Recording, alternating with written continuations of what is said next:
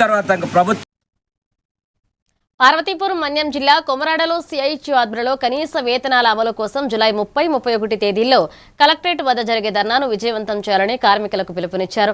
ఇక రాష్ట్రంలో 14 ఏళ్లుగా కనీస వేతనాల సవరణ జరగలేదని ఆరోపిస్తూ అంగన్వాడీ, ఆశా, మధ్యాహ్న భోజన కాంట్రాక్ట్ అవుట్సోర్సింగ్ తదితర కార్మికులకు తక్షణమే వేతనాలు పెంచాలని కేంద్ర రాష్ట్ర ప్రభుత్వాలను డిమాండ్ చేశారు.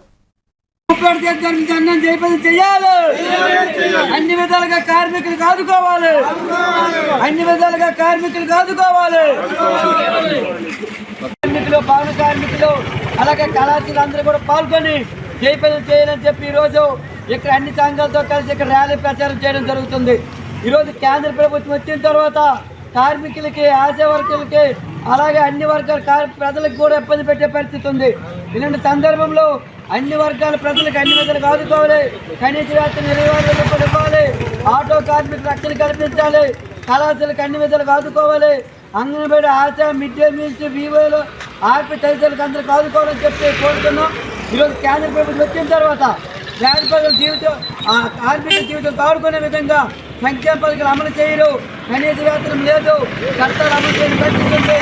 కాబట్టి ఈ కేంద్ర ప్రభుత్వ విధానాలకి తాడోపేట చేసుకునే విధంగా ఈ నెల 31 తేదీ జరుగుతున్న ధర్నాలో పెద్ద ఎత్తున అన్ని కార్మిక సంఘాలు, ప్రజలు పాల్గొని జయప్రదం చేయాలని చెప్పి ఈరోజు కొమరాడ మండల కేంద్రంలో ర్యాలీ ప్రచారం